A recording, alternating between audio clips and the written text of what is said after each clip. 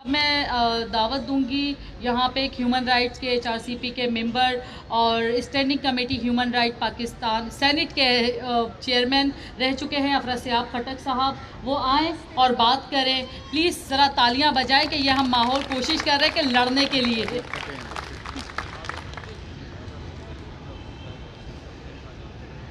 Stage پر بیٹھے ہوئے معزز خواتین حضرات اور یہاں پر موجود مسنگ پرسنز کے خاندانوں کے اور باقی جو صحافی ساتھی ہیں دوست لوگ ہیں، ان کا شکریہ ادا کرنا چاہتا ہوں، اور جو منتظمین ہیں کہ انہوں نے اس اہم قومی مسئلے پر قومی کنونشن بلایا ہے. قاتل کی طرفدار کا کہنا ہے کہ اس نے مقتول کے کاندھوں پہ کبھی سر نہیں دیکھا. یہ مسنگ پرسنز کے بارے میں جو اتنی بات ہوئی ہے، ظاہر ہے کہ سب کو دکھ ہے، کرب ہے، ہمیں اس کا احساس ہے. میں مختصراً اس مسئلے کی کچھ بنیادی پہلوؤں کی طرف آپ کی توجہ دلانا چاہوں گا. وہ یہ ہے کہ اصل میں یہاں پر بار بار ہوتی ہے بات کہ ریاست یہ کر رہی ہے، ریاست وہ کر رہی ہے. ریاست بھی مسنگ ہے، میں آپ کو یہ بتانا آیا ہوں. ریاست نہیں ہے. ایسے دیکھیں نا، 3000 سال سے ریاست کی تاریخ کیا ہے؟ مقننہ، انتظامیہ، عدلیہ. یہ 19ویں صدی کے بعد تثلیث، trichotomy of power, checks and balances. لیکن وہ کہاں ہیں پاکستان میں؟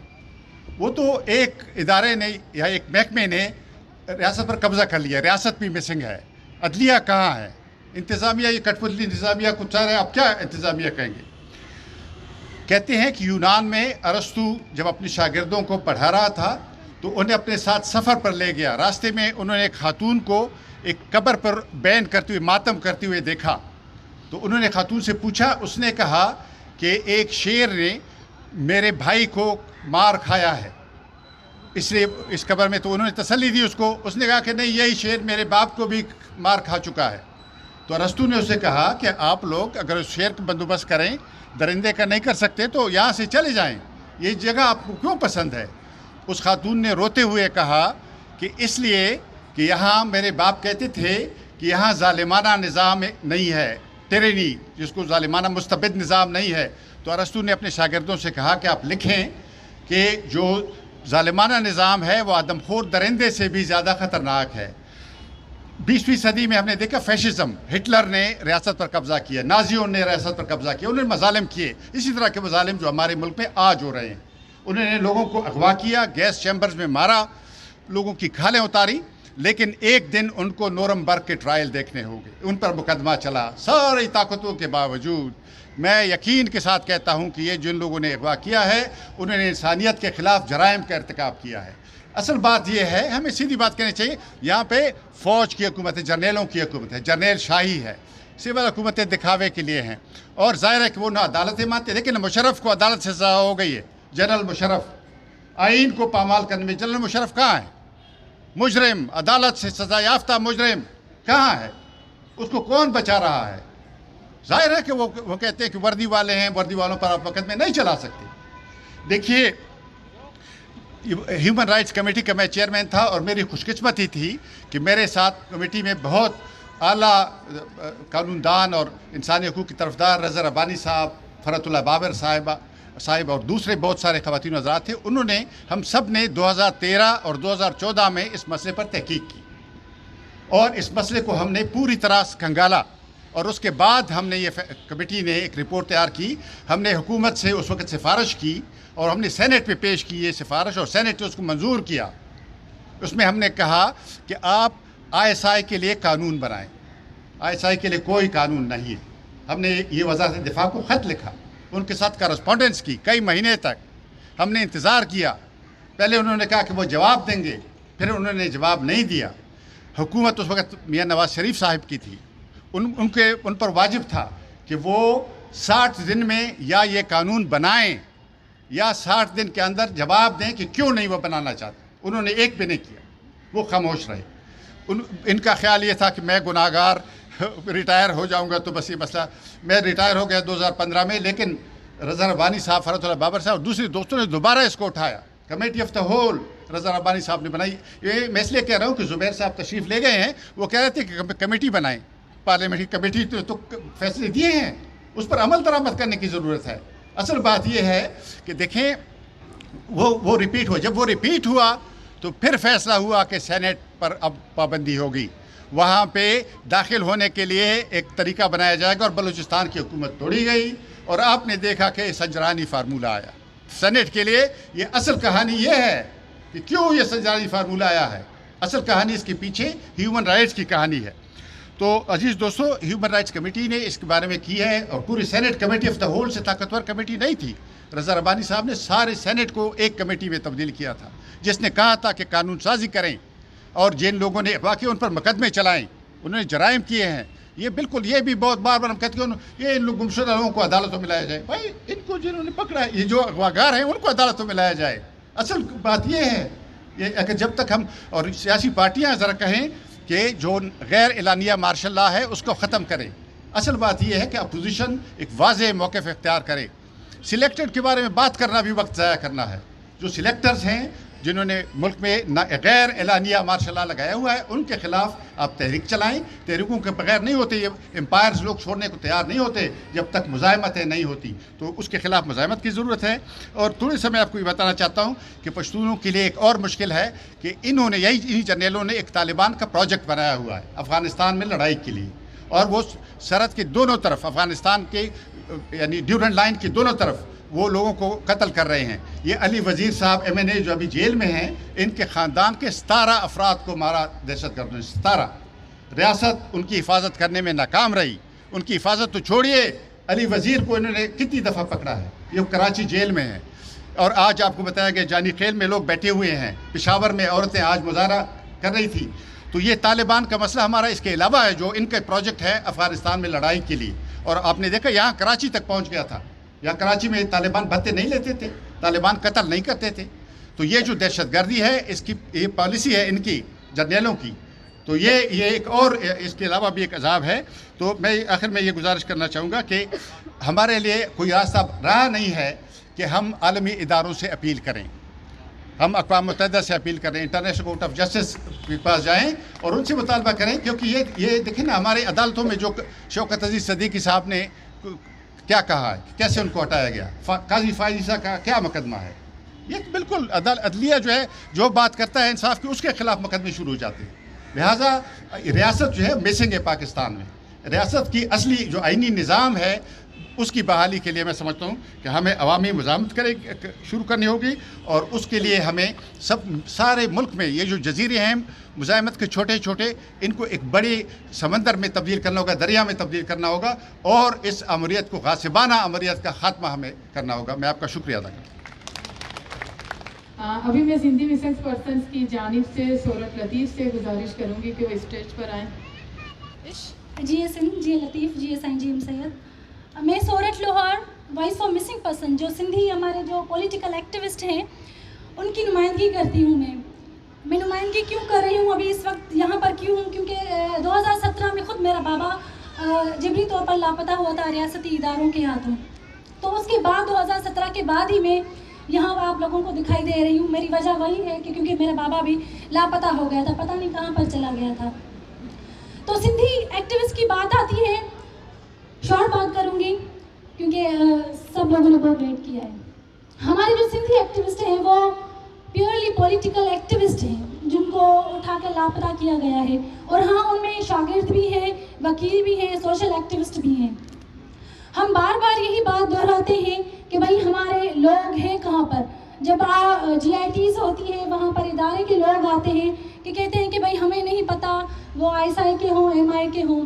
हम बार बार वही बात दोहराते हैं। ठीक है, हम इस बात को भी मान लें कि भाई आपके पास नहीं है, तो ठीक है, हम यहाँ की हुकूमत से ये मुतालबा करते हैं और जो भी हुकूमत है या जो भी इदारे हैं उनके ऊपर जो इदारे हैं, तो चलो ठीक है, आपकी बात मान ली जाती है। तो क्या हम खुद जो विक्टिम फैमिलीज़ हैं वही हम चलते हैं आपके साथ, आपकी छावनियों में चलते हैं, वहाँ चेक करते हैं कि मेरा भाई वहाँ पर है या मेरा बाबा वहाँ पर है, जो भी इनके टॉर्चर से बस हमें इतनी इजाज़त दी जाए कि हम सारे मीडिया के साथ, सारे अपने विक्टिम फैमिली آدمی وہاں چلے جائیں، پھر ٹھیک ہے ہم جھوٹے ثابت ہو گئے تو پھر جو بھی سزا ہم پر عائد ہوتی ہے پھر آپ ہمیں وہی دیجیے گا۔ اب دوسری بات آتی ہے کلبھوشن یادو، جو کہ وہ را کا ایجنٹ ہے، اس کے لیے وہ انڈیا کا دہشت گرد ملک، مطلب ان کا دہشت گرد ہے، جو دشمن ملک ہے، ان کو دی جاتی ہے یہ رہائی کی، مطلب وہ اپنی فیملی سے ملے۔ لیکن جو بھی لاپتہ افراد ہیں اس ملک کے اندر، وہ سندھی ہو، بلوچ ہو، پشتون ہو، اردو اسپیکنگ ہو، شیعہ ہو، ان کسی کو بھی یہ اجازت نہیں کہ آپ اپنے باپ کے ساتھ مل سکتے ہیں یا آپ کو اس کا پتہ بتایا جا سکتا ہے۔ یہ بشیر شر ہے، اس کو فیملی کے سامنے اس کو اٹھایا گیا تھا، ابھی تک جیل کے اندر ہے، اس پر 15 کیس لگائے گئے ہیں۔ اس کا گناہ کیا ہے؟ کوئی بھی نہیں۔ کہتے ہیں کہ ہم نے ان کو یہ کام کرتے ہوئے پکڑا ہے، آپ لوگوں نے گھر سے اٹھایا تھا، کہیں کارروائی کرتے ہوئے نہیں۔ دوسرا عرفان جتوئی کا کیس آپ لوگوں کو پتہ ہے، سندھ یونیورسٹی کی ہاسٹل سے جو 22 روم نمبر ہے، اس سے سینکڑوں شاگردوں کے سامنے اس کو ادارے اور سول ڈریسز پولیس نے اٹھایا تھا۔ اب اس کو 30 دن کے بعد اس کو مار دیا گیا ہے، مقدمہ مطلب کوئی بھی جھوٹا کاروائی کر کے کہ بھائی یہ رابری کر رہا تھا ETC، تو یہ اٹھایا گیا وہاں سے ہے، تو کیسے وہاں پر وہ رابری کرے گا؟ اور دوسری بات میں کروں گی، یہاں پر انصاف دایو جو ہے وہ 4 سال سے لاپتہ ہے۔ اب ساری فیملیز آ کے یہاں پر بات نہیں کر سکتی، لیکن ہم سے جو ہو سکتا ہے ان کے نام لے سکتے ہیں۔ PK زہرانی جو ہے، ان کی فیملی مسلسل مطلب جدوجہد کر رہی ہے۔ ہمارے پاس مرتضیٰ جونی جو ہے، ان کی فیملی مسلسل جدوجہد کر رہی ہے، اس کی اماں کی آنکھیں کا نور چلا گیا ہے رو رو کر۔ محمد ایوب کاندڑو ہمارے پاس ہیں، ان کی بیٹی، ان کی بہن وہ جدوجہد کر رہی ہے، لیکن ابھی تک ان کو پتہ نہیں چلا کہ بابا زندہ بھی ہے کہ نہیں۔ جبار سرکی، اس کی اماں ہمارے پاس موجود ہے، اس کی بھی یہی فریاد ہے کہ مجھے بتا دیا جائے کہ میرا بیٹا آخر ہے بھی یا نہیں بھی۔ ہم یہی مطالبہ کرتے ہیں کہ ہمارے پیاروں کو آزاد کیا جائے، رہا کیا جائے۔ چھوٹا سا نظم ہے اعجاز منگی کا، وہ سندھی میں، وہ پڑھنا چاہوں گی۔ ہماری ماں بہنوں کی جیسے وہ آواز ہے، وہ کہہ رہی ہیں جیسے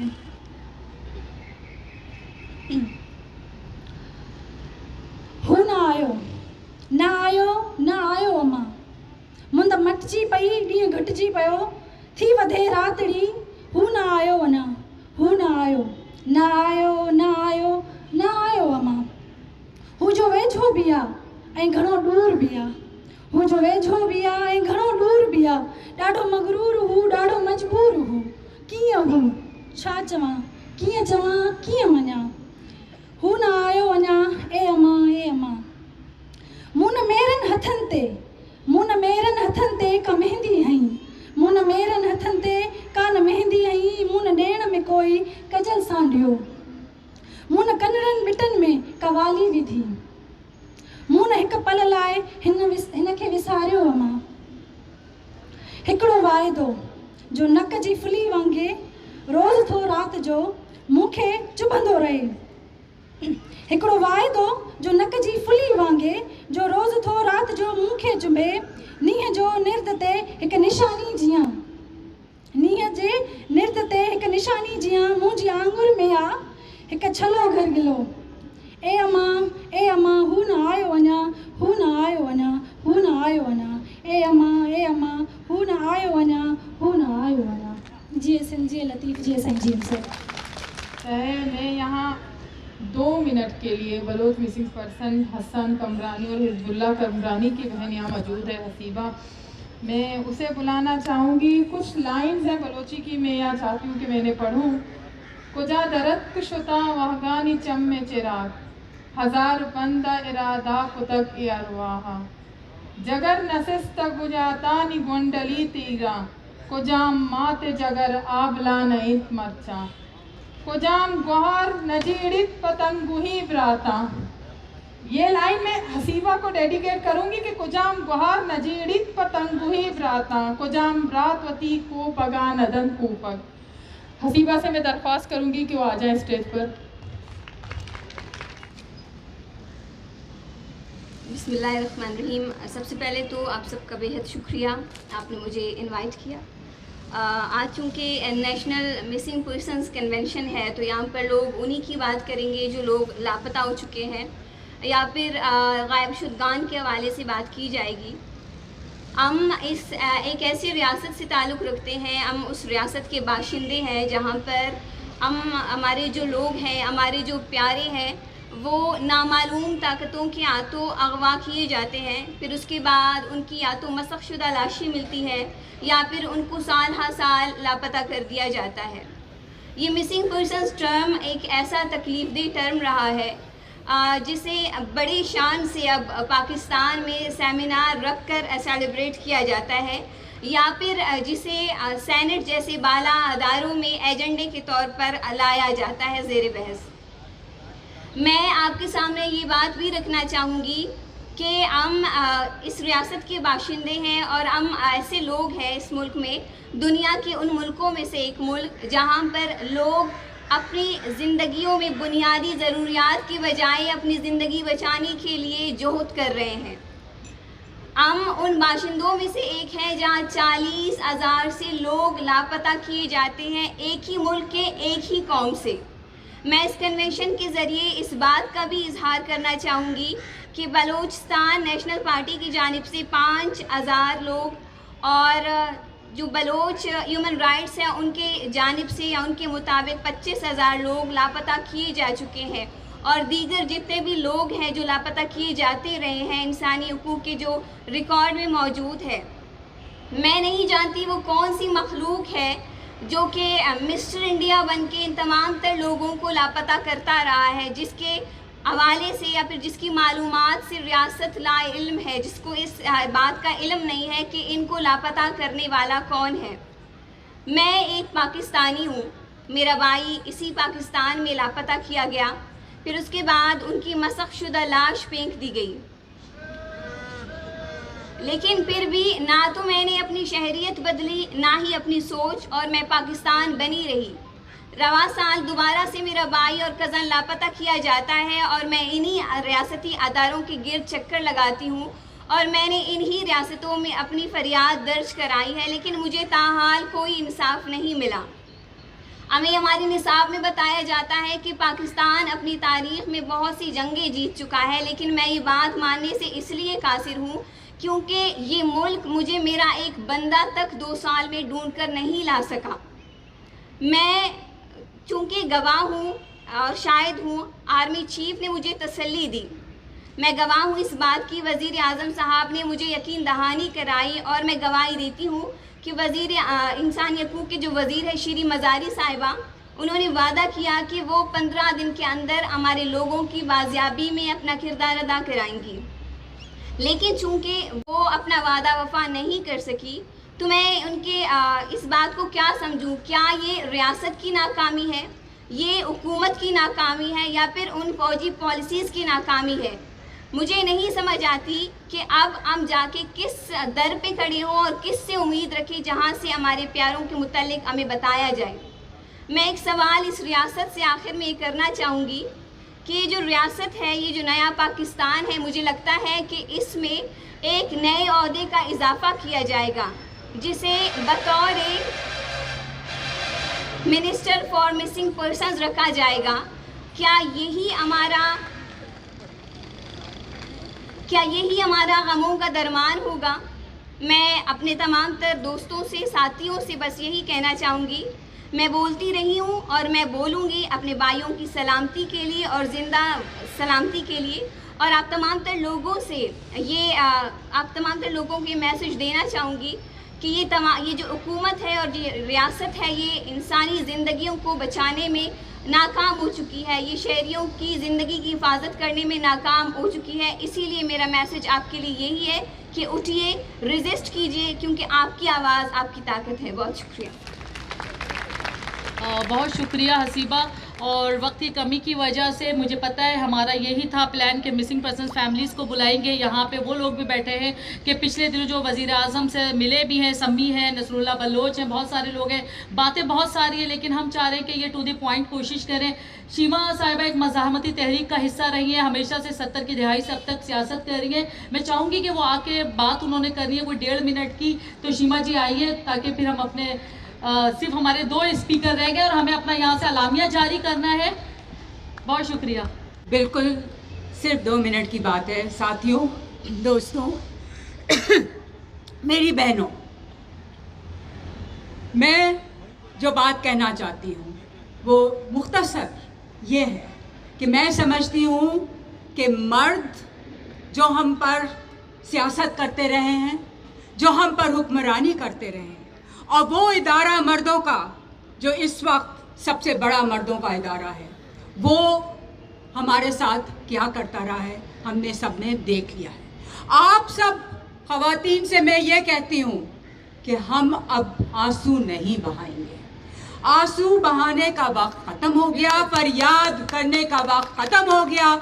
हम मिलकर, क्योंकि हम आपके साथ हैं, हमसे मेरा मतलब है हम औरतें जो कराची में रहती हैं, हम औरतें जो बलूचिस्तान में नहीं हैं या पख्तूनख्वा में नहीं हैं या अंदरून सिंध में नहीं हैं मगर बड़े शहरों में हैं, हम आपके साथ हैं। हम कहते हैं कि आइए सड़क पर निकलते हैं, इन मर्दों का सामना करते हैं और ऐसी सियासत जो हमारे ख़िलाफ़ जाती है उसके ख़िलाफ़ हम खड़े होंगे।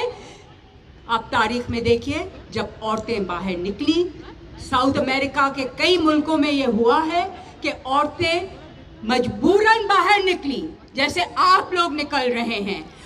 आज मैं देख रही हूँ कि एक ज़माना था, मुझे बचपन में याद है कि कहा जाता था कि कोई बलोची औरत बाहर नहीं आती है, बलोची औरतें अपनी चार दीवारी में रहती हैं, वो बाहर नहीं निकलेंगी। मगर आप निकल रहे हैं ना, हम निकल रहे हैं ना, हम निकल रहे हैं और ये हमारा हक है, क्योंकि ये सड़कें भी हमारी हैं, ये मुल्क भी हमारा है और ये शहर भी हमारे हैं और ये मर्द जिनको ये उठा करके ले जाते हैं वो भी हमारे ही मर्द हैं। तो हम ये कहते हैं कि आइए रोना बंद करते हैं, फरियाद करना बंद करते हैं, क्योंकि इस कोई भी ये चीज़ें नहीं मानेगा। हमें छीनना है, हमें लड़ना है, हमें खड़े होना है, हमें आवाज़ उठानी है, हमें हिम्मत करके एक दूसरे का हाथ पकड़ के आगे बढ़ना है और वो हासिल करना है कि ऐसा समाज जहाँ पे सब बराबर हैं, जहाँ पे इंसाफ है और जहाँ पे कोई बच्चा, कोई इंसान गायब नहीं किया जा सकता। शुक्रिया, बस इतना ही कहना था।